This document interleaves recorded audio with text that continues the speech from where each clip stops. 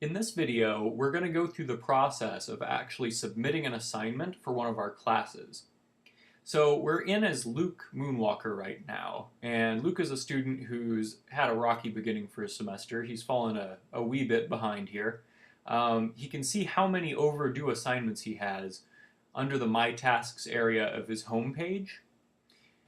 He can go below that and see what's going to be due today. And then he'll see what is going to be due within the next 7 days. So these are the areas he's going to want to target, and he can go in and edit one of his assignments or create an assignment by clicking on that assignment name. There are a couple other ways of doing this though.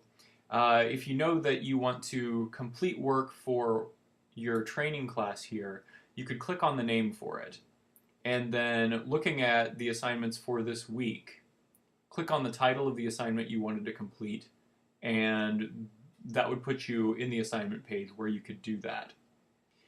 The third way is going into course and viewing your course material. Let's try refreshing this here. Course material, and from there choosing the name of the document that you want to complete and clicking on that assignment name there. So these are all options for getting into any of the assignments that need to be completed. But to keep it simple, from the home page, Luke is going to just scroll down to the first assignment he needs to do, and he's going to click on it. From here, we see the due date, we see how many points it's worth, the description of the assignment, and then even the steps that need to be completed in order to get full credit for the assignment. So there's actually a link here that will take Ted to a video he needs to watch, and after he's watched that, then he can come back here and answer these questions, and then he's going to be submitting those responses. He has a couple of options once he gets started on this assignment. But the first thing he's going to need to do is click new attempt down below. And this will not be clickable if the assignment is already closed or has not opened yet. Now, the first thing he's going to need to do is type in the title he wants to give this assignment and then click the Save button. And now he's ready to get started. His options are that he can create or add a file. By clicking Upload Files here, he can upload an already finished document from his computer and will not need to complete anything on the web page itself. It'll just be a file that the teacher can open up and grade. Or he can go down to Create Document. So he doesn't have something written yet, so we'll do that one. We'll create a document, and we'll need to title this document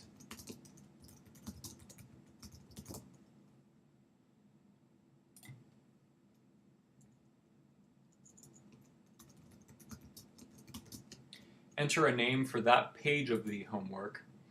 So by clicking Add New Page, he can actually distinguish between parts of the assignment. Then he'll come down to this field, and this is where he'll actually do the homework assignment. There's a lot of options that he'll have here in terms of highlighting his text, creating links, even embedding HTML into this field here.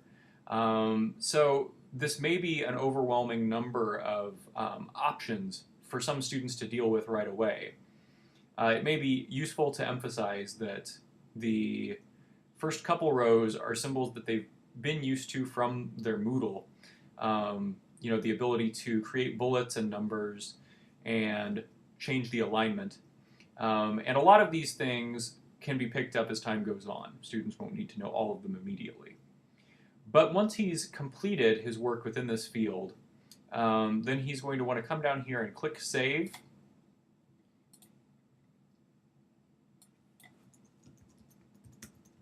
And if he doesn't change the text in any of these fields, the title, the page name, or the page description, then it's not going to actually let him save.